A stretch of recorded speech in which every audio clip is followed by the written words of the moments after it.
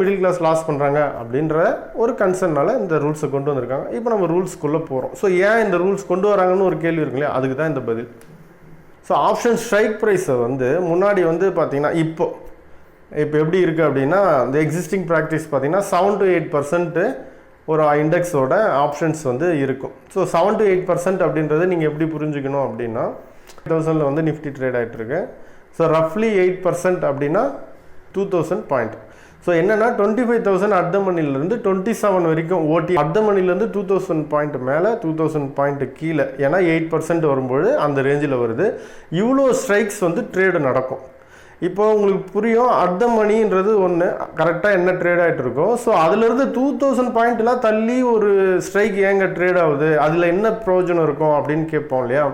So அந்த மாதிரி ஸ்ட்ரைக்கெலாம் இப்போ அந்த 8% வரைக்கும் வச்சிருக்கிறதுனால தான் சில பேர் தெரியாமே ரொம்ப தூரம் போய் ஓடிஎம் ₹1 ₹2 கம்மியாக இருக்குன்னு வாங்கிட்டு ஜாக்பாட் அடிக்கும் அப்படின்னு சொல்லிட்டு அவ்வளோ தூரம் போகிறது. செல்லர்ஸ் வந்து என்ன பண்ணுவாங்கன்னா மார்ஜின் பெனிஃபிட்டுக்காக தூரமாக போய் வாங்குவாங்க. பட் பையர்ஸ் என்ன பண்ணுறாங்கன்னா இதோட புரிதல்லாம் இல்லாமல் தேவையில்லாமல் போய் அவ்வளோ தூரம் அந்த இடத்துக்குலாம் மார்க்கெட் போகவே போகாது, அந்த இடத்தெல்லாம் தாண்டி போயிட்டு அந்த ஆப்ஷன்ஸை பை பண்ணுறதுனால ஸோ அன்வான்டாக ஒரு அவேர்னஸ் இல்லாமல் லாஸ் ஆகுது அப்படின்றதுக்காக இப்போ என்ன கொண்டு வந்திருக்காங்க அப்படின்னா 4% தான் வந்து இருக்கணும் அப்படின்னு சொல்லி கொண்டு வந்திருக்காங்க. ஸோ 4% அப்படின்னு சொல்லிட்டு இந்த 7 to 8% வந்து 4% அப்படி வருது அப்படின்னு இமேஜின் பண்ணுறோம் அப்படின்னா, இப்போ என்ன நடக்கும் அப்படின்னா 25,000 நிஃப்டி ட்ரேட் ஆகுதுன்னு ஒரு எக்ஸாம்பிள் வைக்கும் பொழுது, ஸோ 4% ஃபார் 25%க்கு 1000. ஸோ இனிமேல் வந்து 1000க்கு தான் ஸ்ட்ரைக் இருக்கும். 1000 வரைக்கும் தான் மேலேயோ கீழேயோ ஸ்ட்ரைக்கு இருக்கும். நீங்கள் இனிமேல் போயிட்டு ஒருவேளை இது வந்துச்சுன்னா 27,000 ஸ்ட்ரைக்கோ இல்லை கீழே போயிட்டு 23,000 ஸ்ட்ரைக்கோ நீங்கள் தேடினீங்கன்னா கிடைக்காது. ஸோ 25,000லேருந்து மேலே போனீங்கன்னா 26,000 வரைக்கும், அதாவது 25,050, 25,100, 25,150 இப்படி ஒவ்வொரு ஸ்ட்ரைக்காக ஓட்டியமோ 24,950, 24,900, 800 இப்படி கீழே புட் சைடும் 1000 தான் உங்களுக்கு மோஸ்ட்லி மேலே அப் டு 1000 கீழே அப் டு 1000 தான் வந்து உங்களுக்கு மோஸ்ட்லி வந்து ஸ்ட்ரைக் அவைலபிளாக இருக்கும். ஸோ இது எதனால் அப்படின்னா ரொம்ப ஃபார் அவுட் ஆஃப் த ஓடிஎம்மை போய் வாங்கி அன்வான்டாக வந்து நம்ம ஏமாறக்கூடாது ரீட்டைல் ட்ரேடர்ஸ் அப்படின்றதுக்காக இந்த மெஷரை வந்து confident collection of option premium அப்படின்றது ஒன்றும் கிடையாது. முன்னாடி என்ன பண்ணிட்டு இருந்தாங்க அப்படின்னா, புரோக்கர்ஸ் வந்து பார்த்தீங்கன்னா ஒரு அமௌண்ட்டை வந்து செபி கிட்ட எக்ஸ்சேஞ்சு கிட்ட ஒரு பெரிய அமௌண்ட்டை வந்து அவங்கக்கிட்ட வந்து இருக்கும். இப்போ எப்படின்னா அதனை பேஸ் பண்ணி தான் சில பேர் வந்து ஆப்ஷன் பையிங்கில் வந்து 5x 10x லிவரேஜ் எல்லாம் வந்து அலோவ் பண்ணிகிட்டு இருந்தாங்க. இப்பயும் பண்ணிகிட்ருக்காங்க சில புரோக்கர்ஸு. ஸோ அதோட ரீசன் என்ன அப்படின்னா, இப்போ வந்து ஒருத்தர் வெறும் 10,000 ரூபாய் வச்சுருக்காரு அப்படின்னு வச்சிங்களேன். ஸோ 10,000 ரூபாய்க்கு 100 குவான்டிட்டி ₹100 இருக்கிற ஒரு இதை வந்து பை பண்ணலாம். ஸோ 10,000 ரூபாய் சரியாக போயிடும். பட் அவர் என்ன பண்ணலாம் அப்படின்னா 5x லிவரேஜ் கொடுக்குறாங்கன்னு வச்சிங்களேன். அப்போ அவர் வந்து 50,000 வச்சுருக்கிற மாதிரி கணக்கு. ஸோ அப்போ அந்த 50,000க்கு அவர் என்ன பண்ணலாம் அப்படின்னா 100 குவான்டிட்டி பை பண்ண இடத்துல அவர் வந்து 500 குவான்டிட்டியை பை பண்ணலாம். ஆனால் 10,000 வரைக்கும் தான் லாஸ் போக அனுமதிப்பாங்க. அதுக்கு கீழே போகும்போது ஆட்டோமேட்டிக்காக ஸ்கொயர் அப் பண்ணுவாங்க புரோக்கர். ஸோ இந்த லிவரேஜ் கான்செப்டுக்கு வந்து இந்த லிவரேஜ் வந்து இப்போ அந்த 500 குவான்டிட்டி இவர்கிட்ட 100 தான் இருக்குது, மிச்சம் அந்த 400 குவான்டிட்டி எக்ஸ்ட்ரா பண்ணுறதுக்கு ஒரு ப்ரீமியம் இருக்குல்ல, அந்த அமௌண்ட்டை யார் கொடுக்குறாங்க, எப்படி அதை அலோவ் பண்ணுறாங்கன்னா, ஸோ புரோக்கர் சைடு வந்து பார்த்தீங்கன்னா சம் அமௌண்ட் வந்து அங்கே ஆல்மோஸ்ட் வந்து வச்சுருப்பாங்க, எக்ஸ்சேஞ்சுக்கு வந்து டெபாசிட் மாதிரி வச்சுருப்பாங்க. அது அவங்க ஓன் ஃபண்டாக கூட இருக்கலாம், இல்லை நம்மளுடைய ஒட்டுமொத்த ஃபண்டு தான் அங்கே கணக்கு எடுத்துப்பாங்களே தவிர இண்டிவிஜுவலாக நீங்கள் 50,000 உங்கள் அக்கௌண்ட் வச்சுருக்கீங்க, அவர் 70,000 வச்சுருக்காரு அப்படிலாம் கணக்கு எடுத்துக்க மாட்டாங்க. சில பேர் 50,000 வச்சுருப்பாங்க, 10,000 ரூபாய்க்கு தான் பொசிஷன் எடுத்துருப்பாங்க. ஸோ அந்த மாதிரி இதெல்லாம் சேர்ந்து தான் ஒட்டுமொத்த வேல்யூவாக அங்கே காமிச்சிருப்பாங்க. அதாவது எவ்வளோ இந்த புரோக்கர் வந்து வச்சிருக்காரு, எவ்வளோக்கு பொசிஷன் இந்த புரோக்கர் த்ரூ போயிட்டுருக்கு, இப்படி தான் கணக்கு எடுத்துப்பாங்க. ஸோ அது எக்ஸ்ட்ரா ஆகும்போது புரோக்கர்ஸ் அவங்களுடைய ஓன் ஃபண்ட்லேயும் அங்கே கொடுத்துருப்பாங்க. அதனால தான் அவங்க லிவரேஜ் பண்ண வராங்க. அதில் என்ன உங்களுக்கு பெனிஃபிட்ன்றது உங்களுக்கு தெரியாது ஒன்றும் கிடையாது. ஸோ இப்போ ஒருத்தர் 5x 10xல நம்ம ட்ரேட் பண்ண அலோவ் பண்ணுறோன்னா அவர் நிறைய பண்ணுவார். அதில் புரோக்கரேஜ் அல்டிமேட்டாக புரோக்கருக்கு தான் வரும். எப்படியும் அவர் 10,000 தாண்டி போகிறதில்ல. ஸோ இந்த லிவரேஜ் கான்செப்ட் வந்து மேபி வந்து தவிர்க்கப்படலாம் அப்படின்றது தான் இது. ஸோ அப்படி தவிர்க்கப்படும் போது என்னென்னா, ஒன்று அவங்க கிட்ட இருக்கிற அமௌண்ட்டுக்கு மட்டும் எடுக்கணும், இல்லை அப்படின்னா டோட்டலாக இந்த லிவரேஜே கொடுக்க முடியாமல் மாதிரி போகும். இதுதான் இதோட பாயிண்ட்டு. ஸோ தேர்ட் பாயிண்ட் என்னென்னா, removal of calendar spread benefit on expiry day. இப்போ கேலண்டர் ஸ்ப்ரெட்டுன்றது உங்களுக்கு எல்லாமே தெரிஞ்சிருக்கும். இப்போ ஒரு வேளை நான் இந்த வாரத்தோட ஸ்ட்ரைக்கை செல் பண்ணிவிட்டு அதுக்கு மார்ஜின் பெனிஃபிட்டுக்காக நான் அடுத்த வாரத்தோட கால் ஆப்ஷனையோ புட் ஆப்ஷனையோ நான் பை பண்ணுறது பேர் கேலண்டர் ஸ்ப்ரெட் அப்படின்வாங்க, மார்ஜின் பெனிஃபிட்டுக்காக. ஸோ அதை வந்து ரிமூவ் பண்ண போகிறாங்க. ஸோ நீங்கள் வந்து இப்போ மார்ஜின் பெனிஃபிட்டுக்காக என்ன பண்ண முடியும்னா இந்த ஒரு ஆப்ஷனை பை பண்ணிவிட்டு சரி இந்த ஆப்ஷனை செல் பண்ணிட்டு அடுத்த ஆப்ஷன் அடுத்த வாரத்துக்கான நெக்ஸ்ட் கான்ட்ராக்டை வந்து நம்ம பை பண்ணுற அந்த பெனிஃபிட் வந்து இல்லாமல் போகும். ஸோ இப்போ இருக்குது, அது மேபி இல்லாமல் பண்ணலாம் அப்படின்னு சொல்லியிருக்காங்க. ஸோ இதனால் என்ன ப்ராப்ளம் வரும் அப்படின்னா நம்ம வந்து மார்ஜின் பெனிஃபிட்டுக்காக தான் ஓடிஎம்ஏ பை பண்ணுறோம். ஸோ அப்போ என்னென்னா இதை ரிமூவ் பண்ணுறதுனால என்ன பண்ண முடியும், நம்ம இன்னும் கொஞ்சம் அதிகமாக மார்ஜின் இருந்தால் தான் செல் பண்ண முடியும். ஸோ இது ஒன்லி ஃபார் செல்லருக்கு தான் இந்த பாயிண்ட் அஃபெக்ட் ஆகும். ஆப்ஷன் பையருக்கு இந்த பாயிண்டில் எந்த ஒரு இஷ்யூவும் கிடையாது. So intraday monitoring position limit அப்படின்னா இப்போ என்ன அப்படின்னா நீங்கள் வந்து சில நம்ம டெய்லியும் வந்து எண்ட் ஆஃப் த டே மார்க்கெட்டில் நம்ம சில விஷயம் கேள்விப்படுவோம். ஸோ இந்த ஸ்டாக்ஸ்லாம் வந்து F&O பேன் நாளைக்கு அப்படின்னு சொல்லுவாங்க. ஸோ அப்போ அந்த F&O பேன் அப்படின்றது என்ன அப்படின்னா அந்த பர்டிகுலர் ஸ்டாக்ஸில் ஸ்டாக் ஆப்ஷனில் ஸோ அந்த லிமிட்டை வந்து கிராஸ் ஆகிடுச்சு அப்படின்றதான் அந்த F&Oவோட லிமிட்டை வந்து எப்போ க்ளோஸ் அந்த ரீச் ஆகுதோ அப்போ நெக்ஸ்ட் டே வந்து என்ன பண்ணுவோம்னா ஏற்கனவே வச்சுருக்கிற F&O பொசிஷனை அவங்க நாளைக்கு பொசிஷனை வந்து கவர் பண்ணலாம். எதர் செல் பண்ணியிருந்தால் பை பண்ணி கவர் பண்ணிக்கலாம், பை பண்ணியிருந்தால் விற்கலாம். ஆனால் புதுசாக நீங்கள் போய் அதில் பொசிஷன் எடுக்க முடியாது டில் அந்த F&O பேன்லேருந்து அந்த ஸ்டாக் ரிமூவ் ஆகிற வரைக்கும். இது பொதுவாக எப்படி வரும்னா எந்த ஸ்டாக்கில் வந்து ஏதாவது ஒரு நியூஸ் இருக்கும், இப்போ இந்த ஸ்டாக் கீழே விழப்போகுது இல்லை இந்த ஸ்டாக் மேலே போகுது அப்படின்னு சொல்லும்பொழுது என்ன பண்ணுவாங்கன்னா நம்ம போய் பொசிஷன் அதில் வந்து நிறைய பேர் போய் அதில் குவியும் போது அந்த லிமிட்டை வந்து அது கிராஸ் ஆகிடும். ஸோ அந்த லிமிட்டு என்ன தான் இன்ட்ராடேலே அப்படியே அந்த மார்க்கெட்டில் 2 o'clock 3 o'clockலேயே அது வந்து லிமிட் ஆனால் கூட அப்போல்லாம் பை பண்ணிகிட்டே தான் இருக்கும். அந்த எண்டு டேல தான் வந்து அதை கன்சாலிடேட் பண்ணி இது வந்து லிமிட்டை கிராஸ் பண்ணிடுச்சுன்னு சொல்லிட்டு நாளைக்கு F&O பேன் அப்படின்னு சொல்லி போட்டுருவாங்க. ஸோ நாளைக்கு நீங்கள் போய் ட்ரை பண்ணிங்கன்னா அவங்க சொல்லுவோம், பை பண்ணும்போதே சொல்லுவோம் இந்த ஸ்டாக் வந்து F&O பேனில் இருக்குது அப்படின்னு சொல்லிட்டு. இப்போது அவங்க அதை என்ன பண்ண போகிறாங்க அப்படின்னு சொல்ல வராங்கன்னா ஸோ அந்த லிமிட்டை வந்து மானிட்டர் பண்ணுறது எண்ட் ஆஃப் த டேல பண்ணி சொல்லும்போது சம்டைம் வந்து அது 110% அந்த மாதிரிலாம் கூட தாண்டி போயிடுது. ஸோ அதை ரன்னிங் பேசிஸ்லே அதாவது அந்த 2 o'clock 3 o'clockே கூட அது அந்த ரீச் ஆகிடுச்சு அப்படின்னா நம்ம அப்போவே வந்து இன்ட்ராடேலே மானிட் பண்ணி அதை லிமிட் பண்ணணும் அப்படின்னு சொல்கிறாங்க.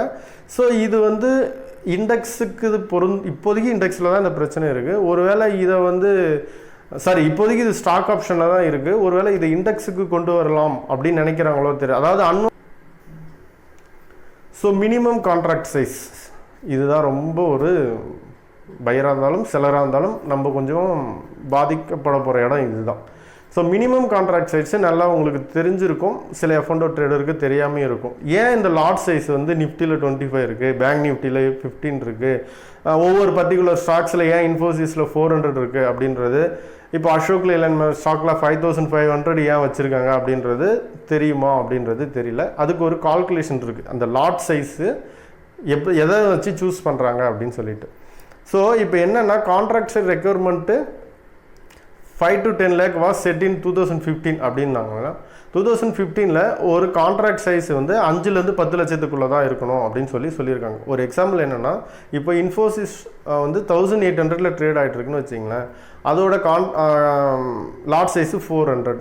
ஸோ நீங்கள் அந்த 400 இன்ட்டு அந்த 1800 அதை மல்டிபிள் பண்ணிங்கன்னா ஸோ ரவுண்டாக 2000 வச்சுக்கிட்டா கூட அது 8 lakh வரும். ஸோ இப்போதைக்கு கணக்குப்படி அது 8 lakh தான் அது வந்து இருக்குது. அப்போ நான் சொன்ன இந்த 5 to 10 lakh அந்த கான்ட்ராக்ட் சைஸ் இருக்குதுங்களா. எக்ஸாம்பிள் இப்போ நிஃப்டி எடுத்துக்கலாம். நிஃப்டி வந்து ஏன் 25 குறைச்சாங்க அப்படின்னா நிஃப்டியோட வேல்யூவே கீழே இருந்து இப்படி வந்து 25,000 வரைக்கும் இப்போ வந்துருச்சு almost.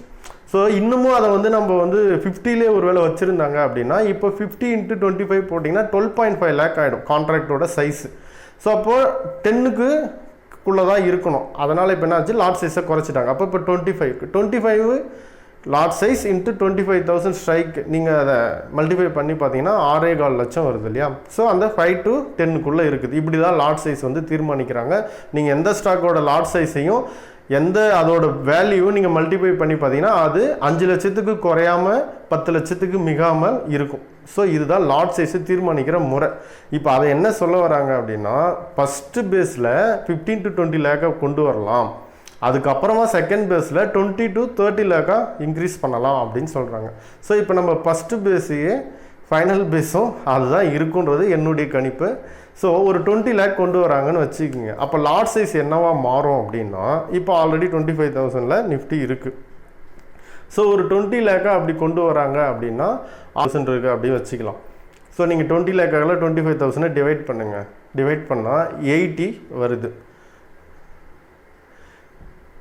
So most probably lot size 80 போக வாய்ப்பு இருக்குது. ஓகேங்களா? அப்போ அப்படியே நீங்கள் பேங்க் நிஃப்டியை மல்டிப்ளை பண்ணிங்க, உங்களுக்கு எந்த இது தேவையோ அதெல்லாம் மல்டிப்ளை பண்ணி பார்த்துக்குங்க. ஸோ அப்போ 80 வந்துச்சு லாட் சைஸ் அப்படின்னா என்ன ஆகணும்னா டேரெக்டாக 25லேருந்து லாட் சைஸு 80 போயிடும். சரி, இப்போ இதனால் என்ன பிரச்சனை வரும் அப்படின்னா, இப்போது ஒரு லாட் வந்து 80 அப்படின்னு இருக்கிறதுனால ஒரு எக்ஸாம்பிள் ஆப்ஷன் பையரோட அடிப்படையில் பார்க்குறோம் அப்படின்னா, இப்போது வந்து ஒருத்தர் ஒரு ப்ரீமியம் 10 ரூபாய்க்கு இருக்குது, நான் வந்து எக்ஸ்பைரி டேல ஓடிஎம் வாங்கி நான் ஜாக்பாட்டை மட்டும் பார்க்குறேன் அப்படின்னா, அவருக்கு 10 ரூபா இன்ட்டு 25 250 ரூபா இருந்தாலே ஒரு லாட்டை வந்து அவர் பை பண்ணலாம். ஒன்லி 250 ருபீஸ் இருந்தால் ஆப்ஷன் ட்ரேடிங் பண்ணலாம்.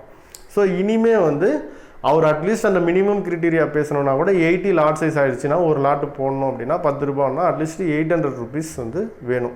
ஸோ ஒரு லாட்டு 80 அப்படின்னு ஆகிடுச்சுன்னா 800 ருபீஸ் தேவைப்படும். ஓகேங்களா? ஸோ அதுக்கேற்ற மாதிரி தான் இப்போ அவங்க இல்லை சில பேர் ஆப்ஷன் பையிங்கு இந்த மணி அட்ட மணியில் தான் பண்ணுவாங்க, இந்த மாதிரி ஓடிஎம்லாம் போக மாட்டாங்க அப்படின்னா, அப்போ அவங்களுக்கு என்ன தேவைப்படும்னா முன்னாடி வாங்கிட்டு இருந்ததை வந்து இப்போ 3 லாட்டுக்கான காசை வந்து கொடுக்குற மாதிரி இருக்கும். 100 குவான்டிட்டினா முன்ன 2500 ரூபா, ஒரு ஆப்ஷன் ப்ரீமியம் 100 இருக்கிற ஒரு ஆப்ஷன் ப்ரீமியத்தை ஒரு லாட்டு பை பண்ணால் 2500 தேவைப்படும். இப்போ வந்து 8000 தேவைப்படும். இவ்வளோதான் சிம்பிள் மேட்ரு. இதில் ஒன்றும் பெரிய பிரச்சனை ஒன்றும் கிடையாது. ஆனால் ஆப்ஷன் செல்லருக்கு என்ன பிரச்சனை வரும்னா, ஸோ குவான்டிட்டி வைஸ் அப்படின்னு பார்க்கும்போது 25ல் இருந்துச்சு, இப்போ வந்து இங்கே பார்க்கும்போது மார்ஜின் மேபி இன்க்ரீஸ் ஆகும். அது ஏன் மேபி அப்படின்னு சொல்கிறேன்னா, என்னை பொறுத்த வரைக்கும் நான் 50 குவான்டிட்டி செல் பண்ணும்போது எனக்கு நேக்கடாக பண்ணும்போது 1,05,000 அந்த மாதிரி இருந்துச்சு. ஸோ இன்னமும் நான் வந்து இப்போ அதே 50 குவான்டிட்டிக்கு ஸோ அதே தான் வந்துட்டுருக்கு, எனக்கு சேம் அமௌண்ட்டு தான் வந்திருக்கு. மேபி லாட்டாக பார்க்கும்போது தான் அது முன்ன 1 லாட் இருந்தது, இப்போ 2 லாட் ஆகிருக்கே தவிர மார்ஜினில் எந்த சேஞ்சஸ் இல்லை. ஒருவேளை 80 ஆக்குறாங்க அப்படின்னா எனக்கு வந்து அது 3 லாட்டுக்கு மேலே போகும். ஸோ அப்போ எனக்கு தெரிஞ்சு அந்த மார்ஜின் வந்து அதே தான் இருக்கும் அப்படின்றது என்னுடைய நம்பிக்கை. ஆனால் இதில் சில புரிதல்கள் வந்து இல்லை லாட்டும் மார்ஜினும் இன்க்ரீஸ் ஆகும்னு போடுறேன். ஏன்னா இங்கே எங்கேயுமே அவங்க மார்ஜின் இன்க்ரீஸ் ஆகும்லாம் சொல்லலை. லாட்லாம் பேசும்போது மட்டும்தான் பிரச்சனை வரும். நான் வந்து முன்ன 4 லாட் வந்து 2 லாட் வந்து 1 லேக்குக்கு நான் பண்ணிட்டு இருந்தேன் அப்படின்னா, இப்போ வந்து 2 லாட் வந்து பண்ணணும்னா ஆல்மோஸ்ட்டு 160 குவான்டிட்டி ஆகிடும். அப்போ பார்த்தா அதோட அமௌண்ட்டு வந்து இன்க்ரீஸ் ஆகிட்டே தான் இருக்கும். ஸோ இதில் வந்து செல்லர்ஸ்க்கு மைல்டாக வந்து அஃபெக்ட் ஆகிறதுக்கு வாய்ப்பு இருக்குது. பட் பெருசாக மார்ஜின் இதில் இன்க்ரீஸ் ஆகிறதுக்கு வாய்ப்பு இருக்கா அப்படின்றது இதில் ஒன்றும் ஒரு கிளாரிட்டி இல்லை. இதுதான் இதில் இந்த கான்ட்ராக்ட் சைஸ் இன்க்ரீஸ் பண்ணுறதுனால வரப்போகிற ஒரு பிரச்சனை.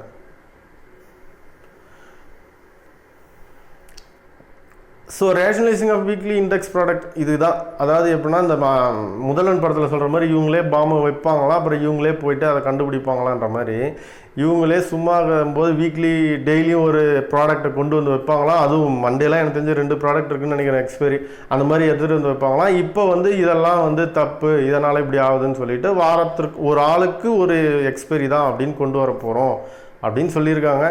ஸோ அந்த அடிப்படையில் பார்த்தா ஒரு வாரத்தில் ஏதாவது ஒருத்தருக்கு தான் எக்ஸ்பைரி இருக்கும். இப்போ ஒரு வேளை திங்கக்கிழமை இந்த ஃபஸ்ட் வீக்னா இவங்க நிஃப்டிக்கு, அடுத்த வாரம் பேங்க் நிஃப்டிக்கு அந்த மாதிரி இருக்கும் அப்படின்னு சொல்லிட்டு ஒரு பிளான் பண்ணியிருக்காங்க. இதை வந்து உண்மையாகவே வந்து நல்லா அப்படி தான் போயிட்டு இருந்துச்சு.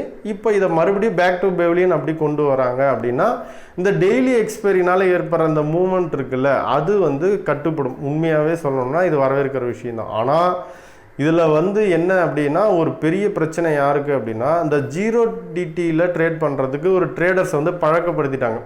இப்போ நம்ம ஊரில் எல்லாத்துக்கும் எப்படி நம்மளை பழக்கப்படுத்திட்டு அப்புறமா திருந்துங்கன்னு சொல்கிறாங்களா, அந்த மாதிரி பழக்கப்படுத்திட்டு அவங்க அதுக்காகவே இந்த 0DTயில் எப்படிலாம் ஒர்க் ஆகுதுன்றது ஆல்கோ மேனுவல் அப்படி இப்படின்னு சொல்லிட்டு அந்த ஸ்ட்ராட்டஜிஸ்க்காக நிறைய ஸ்பெண்ட் பண்ணியிருக்காங்க. அது உண்மையாகவே அந்த ஒரு கம்யூனிட்டி வந்து இப்போது இன்றைக்கி என்ன இதில் எக்ஸ்பைரியோ அதில் மட்டும் போய் ட்ரேட் பண்ணுவாங்க. அவங்க வந்து ஒரு 10 ரூபா 5 ரூபா ப்ரீமியத்தை செல் பண்ணி அதை வந்து இது பண்ணிட்டு இருக்கிறதே ஒரு பெரிய ஸ்ட்ராட்டஜியாக வந்து இப்போ இவ்வளோ நாள் ட்ரேட் பண்ணிட்டு இருந்தாங்க. இப்போ அப்போ எக்ஸ்பைரி இல்லை அப்படின்னா ஸோ அவங்களுடைய டோட்டல் சிஸ்டத்தையே வந்து பண்ணணும். ஏன்னா அவங்க வந்து இதுக்கெல்லாம் தரவாக வந்து பேக் டெஸ்ட்லாம் எடுத்து அப்படி தான் அந்த சிஸ்டம் ரன் பண்ணிட்டுருக்காங்க. ஸோ இப்போ எக்ஸ்பைரி இல்லை அப்படின்னா இப்போ வரப்போகிற நான் எக்ஸ்பைரியாக இருக்கிற டேஸ்க்கு எப்படி எது ஒர்க் ஆகும், எப்படி ட்ரெண்ட் பேஸில் மாறதா என்னன்றதெல்லாம் அவங்க பேக் டெஸ்ட் எடுக்கணும். ஸோ இந்த 0DTயில் யார் ட்ரேட் பண்ணிட்டு இருக்காங்களோ அவங்களுக்கு மட்டும்தான் இது பாதிப்பு. சிம்பிளாக சொல்லணும்னா ஒரே ஒரு இண்டெக்ஸை ஃபாலோ பண்ண நம்மளுக்கு இதில் ஒன்றும் பிரச்சனை கிடையாது. ஸோ இதனால் இந்த அன்வான்ட் மூவ் வந்து குறையும், அதாவது இந்த ஸ்பைக்ஸ் இன்ஜெக்ஷன்ஸ் இதெல்லாம் வந்து குறையும் அப்படின்றது தான் இந்தோட மெஷருக்கு காரணம். So increase the margin near to contract expiry, இது வந்து என்ன, இந்த ப்ரொப்போசல் என்ன அப்படின்னா, இப்போது ஸ்டாக் ஆப்ஷனில் ட்ரேட் பண்ணுறவங்களுக்கு உங்களுக்கு நல்லா புரிஞ்சிருக்கும். இப்போ நீங்கள் வந்து ஒரு மந்த்து தொடக்கத்தில் ஒரு ஆப்ஷன்ஸை பை பண்ணும்பொழுது அந்த இப்போ இன்ஃபோசிஸ் 2000 கால் அப்படின்னு வச்சிங்களேன், 10 ரூபா ட்ரேட் ஆகுது அப்படின்னா 400 குவான்டிட்டிக்கு 10 ரூபா ட்ரேட் ஆகுதுன்னா 4000 ரூபா தான் தேவைப்படும். ஓகேங்களா, மந்தோட ஃபஸ்ட்டு வீக்கில்.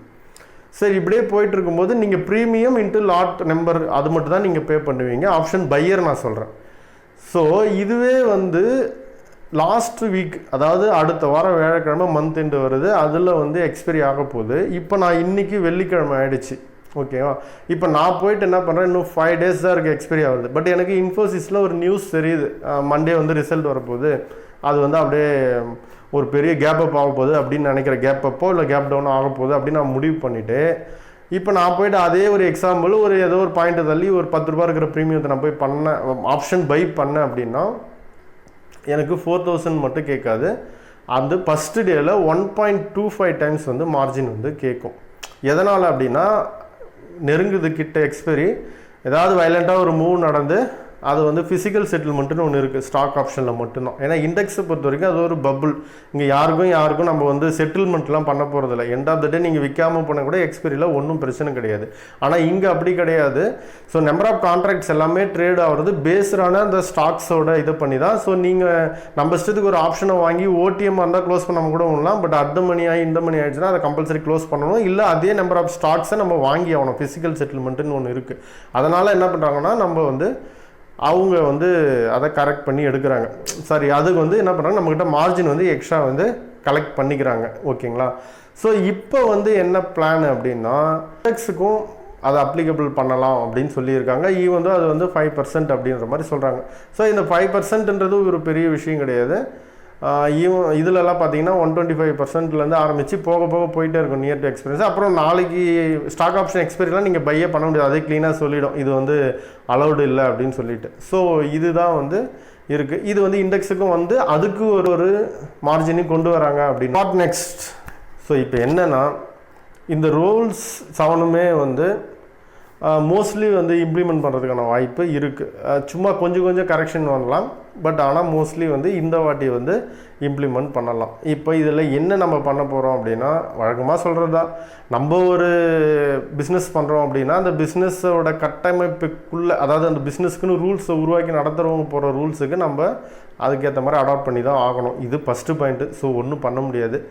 செகண்ட் பாயிண்ட் அப்படின்னா, முதல்ல இது வந்து இப்போது நாளைக்கோ வராது, ஆல்மோஸ்ட் இது வரதுக்கு எப்படி பார்த்தாலும் 2-3 months வந்து ஆகும். ஏன்னா இதில் ஒன் சைடு வந்து என்னென்னா, அவங்க கமிட்டி கொடுத்துருக்கிற இதோட தான் வாங்கியிருக்காங்க. ஸோ இன்னும் வந்து இதில் 2 பேர் இருக்காங்க இல்லையா, யாரெல்லாம் நம்ம தான் மேஜரான அந்த செகண்ட் பார்ட்டி அட்வைசரி ஒரு குரூப்பு. செகண்ட் பார்ட்டிக்கிட்ட இதில் உங்களுக்கு என்னென்னலாம் கன்சர்ன் அப்படின்னு சொல்லிட்டு ஒரு ஃபீட்பேக்கு இதெல்லாம் கேட்பாங்க. ஸோ நம்மளுடைய கன்சர்னையும் வந்து நம்ம சைடில் வந்து சொல்கிறதுக்கான வாய்ப்புகள் இருக்கும். பட் அது வழக்கமாக அவங்க கேட்பாங்களா கேட்க மாட்டாங்களான்னு தெரியாது. ஸோ இது வந்து எல்லாத்தையும் எடுத்துக்கிட்டு இதை இம்ப்ளிமெண்ட் பண்ணலாமா, இதனை இம்ப்ளிமெண்ட் பண்ணும்பொழுது புரோக்கருக்கு எவ்வளோ லாஸ் ஏற்படும் அப்படின்னா, அந்த புரோக்கர்ஸ் குரூப் ஆஃப் யூனியன்ஸ் அவங்க போய் எப்படியும் அவங்க செபியில் கொஞ்சம் அவங்க ஃபீட்பேக்கை கொடுப்பாங்க, நாங்கள் எப்படிலாம் பாதிக்கப்படுவோம் அப்படின்னு சொல்லிட்டு. ஸோ அது இல்லாமல் அவங்களுக்கே தெரியும், இதனால் நம்மளுக்கு ஏதாவது வருமான இழப்பு ஏற்படுமா. ஏற்கனவே பிஎஸ்சியோட ஷேர் வேல்யூலாம் இந்த சென்செக்ஸு இவங்களுக்கு இந்த மாதிரி எக்ஸ்பைரி வந்ததுனால தான் அதோட ஷேர்ஸ்லாம் ஏறுச்சு, இல்லைனா அதெல்லாம் இந்த அளவுக்கு உயர்ந்திருக்க வாய்ப்பே இருக்காது. அப்புறம் புரோக்கிங் கம்யூனிட்டியோட அந்த ஷேர்ஸ் இருக்குல்ல, ஏஞ்சல் ஆகட்டும், எடல்வைஸ் ஆகட்டும், இந்த மாதிரியோட புரோக்கிங் ஷேர்ஸ் ஏறினதாகட்டும், எல்லாமே காரணம் இந்த ஒரு டிரான்சாக்ஷனால் தான். அதனால் எனக்கு தெரிஞ்சு இவங்க பெரும்பாலும் வருமானத்தை இழந்துக்கிற அளவுக்கு எந்த நன்மையும் கொண்டு வந்துட மாட்டாங்க. ஆனாலும் அப்படி இதெல்லாம் வந்துச்சு, அதாவது மெஷர்ஸ் கொண்டு வந்த மாதிரியும் இருக்கணும், ஆனால் ரீட்டைலர் வந்து எப்படி போனாலும் பரவாயில்லன்ற மாதிரி சில விஷயங்களை போட்டு கொண்டு வந்தாலும் ஆச்சரியப்படுறதுக்கு கிடையாது. டீட்டெயில்டாக இது வந்து நான் எவ்வளோ முடியுமோ அவ்வளோ டீட்டெயிலாக வந்து எக்ஸ்பிளைன் பண்ணியிருக்கேன். உங்களுக்கு ஏதாவது கருத்து இருந்தாலும் கமெண்ட் பண்ணுங்கள். தேங்க்ஸ் ஃபார் வாட்சிங்.